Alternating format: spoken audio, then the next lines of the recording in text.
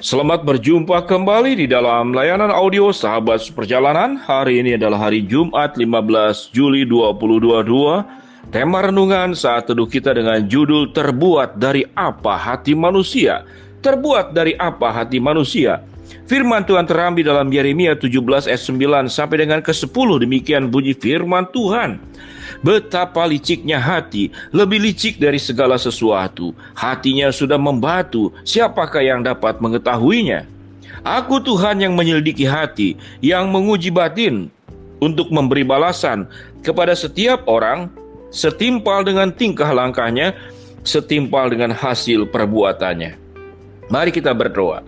Bapa yang di dalam sorga, saat ini kami mau belajar bagaimana menjaga hati kami agar tidak terjerumus ke dalam hati yang penuh dengan kelicikan dan hati yang dalam kebatuan, namun hati yang selalu diperbaharui dalam kemurnian, dalam kekudusan, dalam ketulusan. Di dalam nama Tuhan Yesus kami berdoa, amin. Shalom sahabat seperjalanan yang dikasihi Tuhan. Terbuat dari apa hati manusia?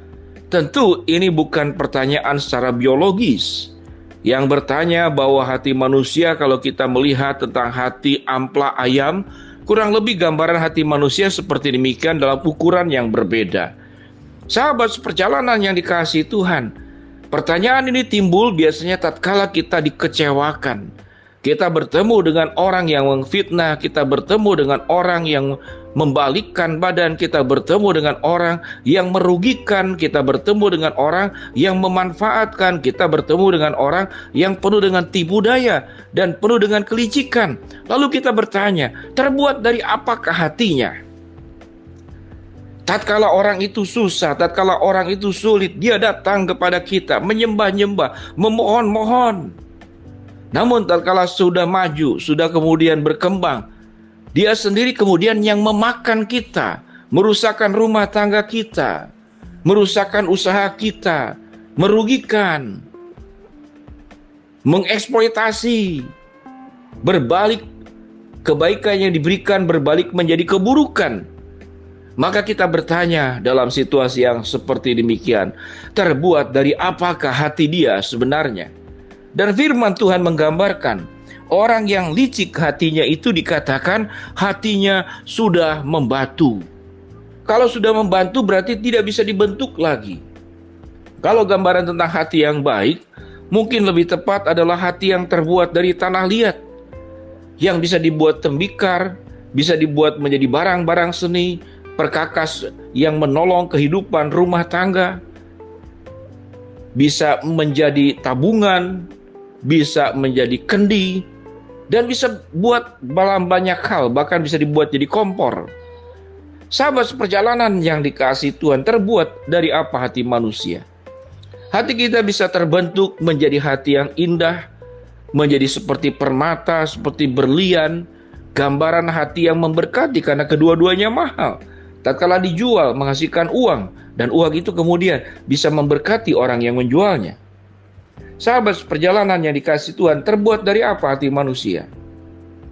Apa yang menyebabkan orang hatinya bisa membatu, hatinya bisa licik, hatinya bisa jahat, hatinya bisa kejam, dan hatinya bisa kemudian melakukan perkara-perkara, ribuan hal-hal buruk berangkat bersumber dari hati?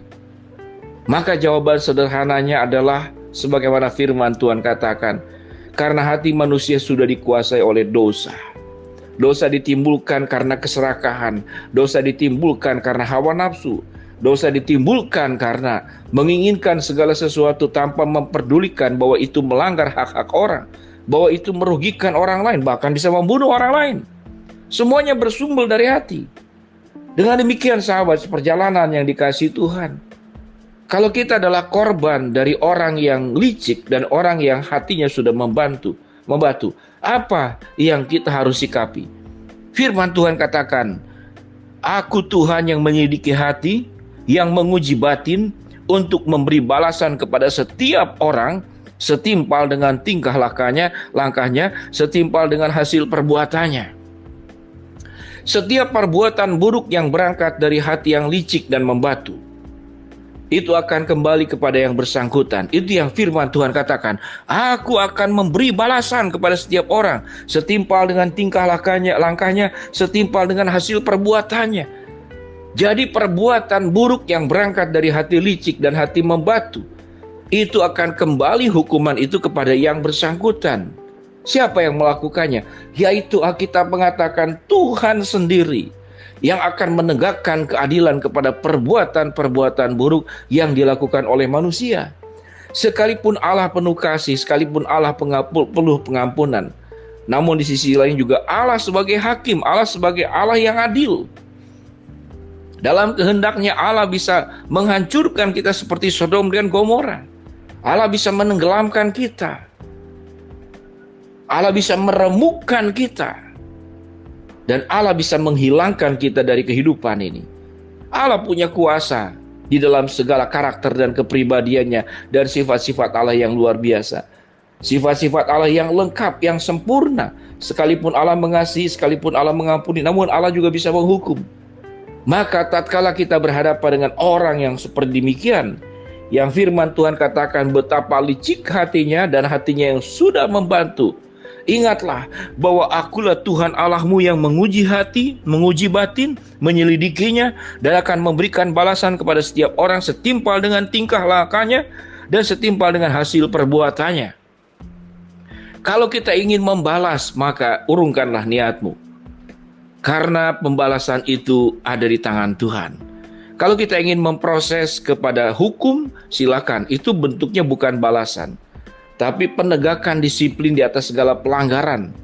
Karena makna hukuman pada prinsipnya untuk merubah orang menjadi lebih baik, tapi bukan untuk membinasakan orang.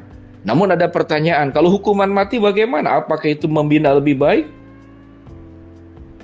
Yang membuat dia berubah? Hukuman mati biasanya disebabkan salah satu unsurnya, orang tersebut tidak akan berubah. Kalau dilepaskan, dia akan membuat perbuatan dosanya itu berkali lipat dan akan lebih banyak korban-korbannya lagi.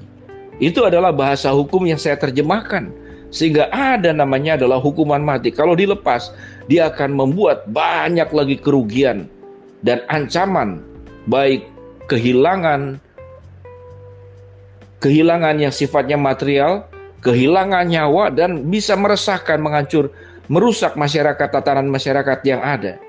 Sahabat seperjalanan yang dikasihi Tuhan, tatkala kita bertemu dengan orang yang licik hatinya dan hatinya sudah membatu, biarlah ayat firman Tuhan yang kita baca saat ini dari Yeremia 17 ayat 9 sampai dengan ke-10 boleh memberikan penghiburan kepada kita. Bahwa sewaktu engkau diperlakukan tidak adil, engkau dimanfaatkan, engkau difitnah, engkau ditipu, engkau dirugikan, Tuhan sendiri yang berkata, aku akan menuntut balas. Aku akan membalas kepada setiap orang setimpal dengan tingkah langkahnya, setimpal dengan hasil perbuatannya. Dengan meyakini bahwa Tuhan punya kuasa di atas segala sesuatu, maka kita bisa lebih tenang. Kita tidak perlu melakukan pembalasan. Tapi kalau ingin jalur hukum, mendisiplin, menjaga, silahkan. Tapi pembalasan itu adalah hak Tuhan. Terbuat dari apa hati manusia? Biarlah kita menyerahkan hati kita kepada Tuhan, sehingga hati kita menjadi terbuat bukan dari batu, dari tanah liat yang dibentuk hati kita seperti yang Tuhan inginkan dan seperti yang Tuhan kehendaki. Mari kita berdoa. Bapa yang di dalam surga, berikanlah hati kami bukan hati yang licik, bukan hati yang membatu, tapi hati yang terbuat dari tanah liat, menyerahkan sepenuhnya Tuhan yang membentuk hati kami menjadi hati yang mulia dan hati yang agung. Hamba mau berdoa buat sahabat perjalanan yang sedang sakit, Tuhan jamah sembuhkan. Sahabat perjalanan yang sedang menghadapi rintangan, hambatan, masalah, Tuhan bukakan jalan. Sahabat seperjalanan yang sedang memohon, berharap sesuatu, Tuhan akan kabulkan sesuai dengan waktu dan rencana Tuhan. Dalam nama Tuhan Yesus kami berdoa. Amin. Shalom sahabat seperjalanan, Tuhan memberkati kita semua. Amin.